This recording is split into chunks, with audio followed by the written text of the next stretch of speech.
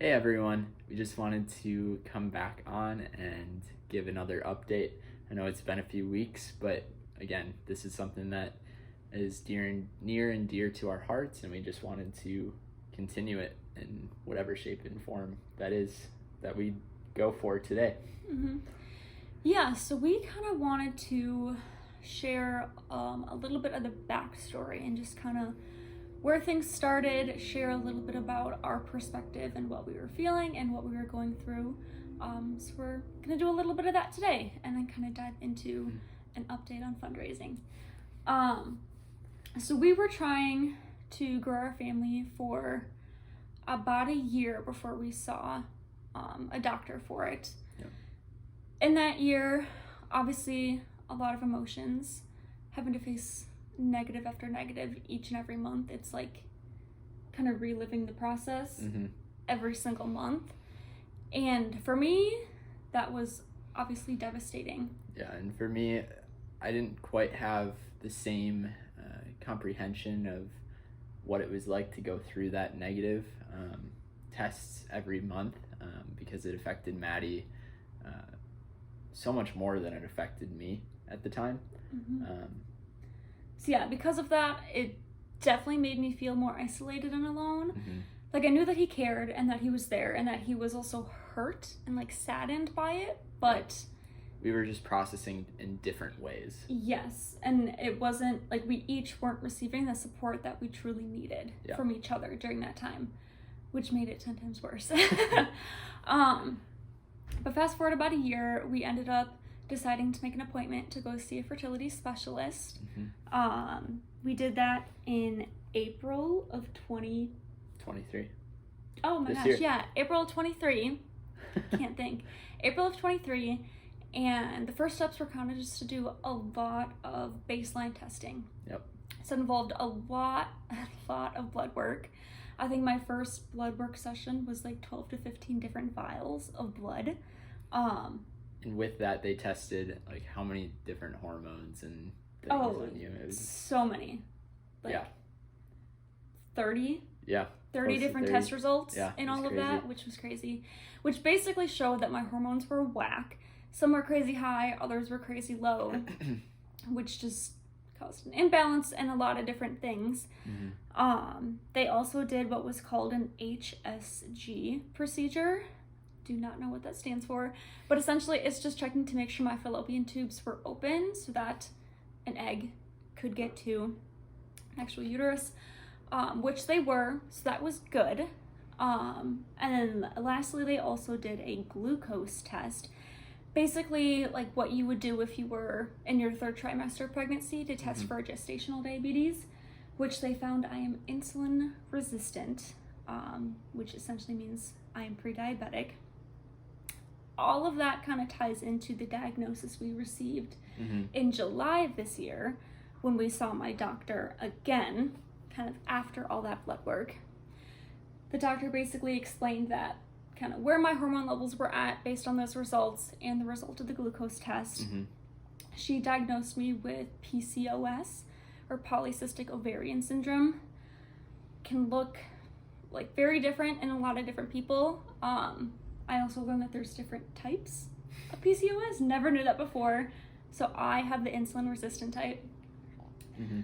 It doesn't make it impossible to get pregnant, but it definitely poses a lot of extra challenges.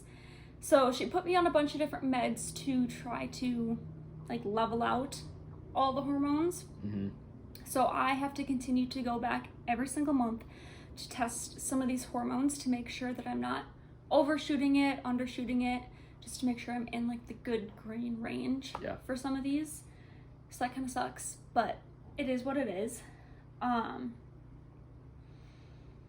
I feel like getting a diagnosis, like it didn't seem like the end of the world to me. It honestly was kind of relieving, which sounds crazy, but like I've been dealing with issues for years and years of irregular cycles, cysts, and so finally having like a diagnosis, like I know I'm not crazy now, like you know? And so for me it was honestly relieving. For that. And in the process of getting all these tests done, Maddie was able to see her doctor a lot faster than I was able to see mine. So we got her test results and her diagnosis before I even was able to start my side of the testing. So to us, we were like, oh, your side is still fixable. We can still potentially have kids. We still had that glimmer of hope. Yeah, and because the doctor laid out a bunch of steps. And it's like, okay, if this doesn't work in this amount of time, then we're going to try this. If that doesn't work, then we're going to try this. So there was a lot of steps before having to do the extreme, which was IVF. Yep. So kind of on the flip side for me, my side of the testing is a lot faster. I saw my fertility doctor and he had me do some blood work for some hormone testing. And this was in end of July. End of July, yes, thank you. And then he had me do one sperm analysis, and the hormone testing came back all in normal ranges, but then the sperm analysis came back with some abnormalities.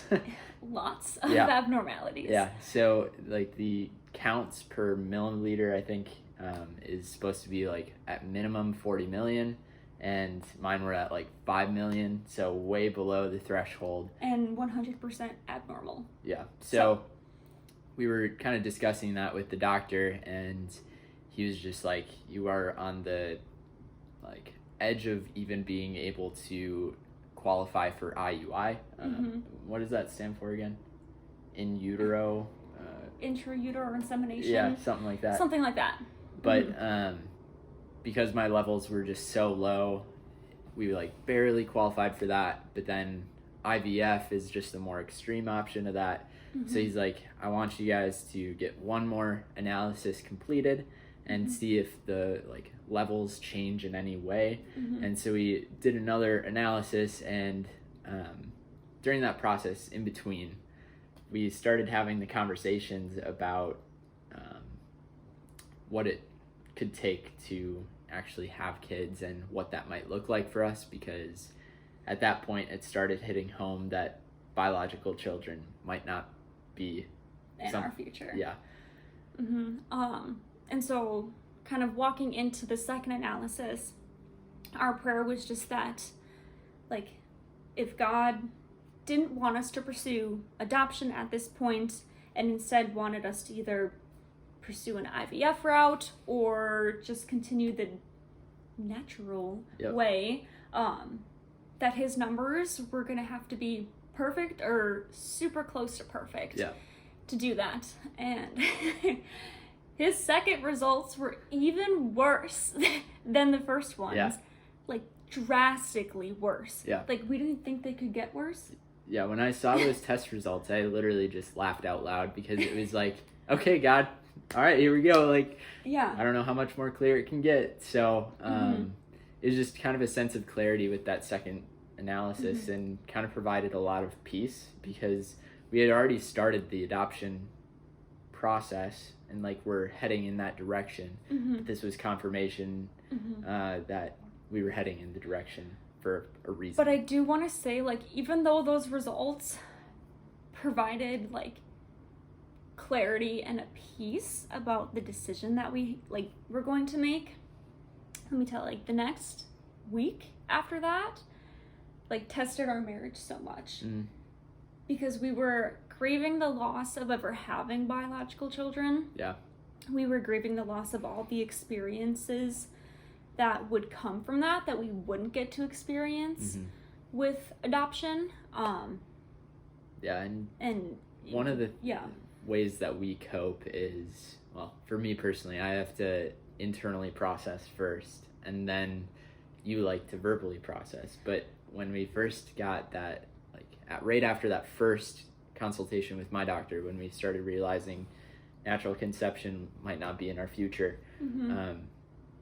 we probably didn't talk about the results for like a day, because we were not in denial, but it was just like we were trying to process the news separately. Well, and then we ended up telling both of our parents the next day, because they knew about the appointment and they asked about it, and we told them. And then our drive home from their house that day, we didn't say a single word to each other. And when we got home, I just like started getting ready for bed, and you were like, I'm gonna go on a walk, and just left the apartment. Yep. And then so I started bawling, and then little do I know, he's outside just bawling his eyes out, calling a friend for support. Yeah. So even though we say there was clarity and peace about the decision, it still sucked. Yeah. And there's still hard days, like even now, Mm-hmm. even though that we're in the thick of the adoption process, which is so exciting, and God's been so faithful, there's still the really hard days. Yeah. Mm-hmm. Mm-hmm. But we know that he's good and he has a plan for us, and Mm-hmm. a lot of the stuff that we've seen so far in our adoption fundraising and Mm-hmm. kind of the little ways that he shows up has been so clear to me Mm-hmm. in this process. Like, for example, just jumping straight into the adoption update, like we're 2 months into fundraising and we are over halfway there. We're at $30,000 raised Mm-hmm. and only need $20,000 more dollars Ish. to Mm-hmm. to be fully funded. But that $30,000 allowed us to like pay the full agency Yeah. fee of $24,000. Our home study is Yep. paid for, and we are at the point in our home study where they have called us to Mhm. set up our first meeting with them, which is so exciting. Yeah. Birth mom expenses are halfway Yeah. paid for. So, That will be paid though once we get matched, and so Yep. really it's just finalizing the birth mom expenses and Yep. then legal fees, which we won't know how much those are until we know what state the kiddo is from, Yep. because that could vary a lot. Yeah, and we can kind of give that kind of background in another video. Yeah, Um, about all those details. yeah. But yeah, basically, we are just so grateful, and it's just been Mhm. so incredible to see God's provision throughout all of this, because we were both a little nervous going into this process, right? Yeah. Like, we don't have $50,000 to just like write a check and give to everyone. Yeah. So it's been just so cool to see our family and our community kind of rally around and Yeah. Want this just as much as we do. Yeah, and one of the fun ways that we're gonna continue to raise money for the journey is we're gonna be putting on what are we calling it? A pasta dinner and silent auction Mm-hmm. on November 18th from 5:30 to 7 o'clock. Mm-hmm. And Donatelli's, Mhm. a local Italian restaurant that Maddie and I both worked at in White Bear Lake, is going to be catering the food. And then a lot of our friends, family, local businesses have donated gift cards, little gift baskets, artwork, Mm-hmm. things that we're going to be able to auction off Concert tickets. for King and Country's Christmas concert, which is Mm-hmm. an amazing concert. And custard for a year at Culver's. Yep. It's pretty cool prizes. Yeah, so we're super pumped about that event, and we wanted to formally invite everyone to that, as we're just willing to meet, chat about anything, say thank you, and just have some fun. Yeah. Well, sweet. Thanks again for everything, and stay tuned for the next update.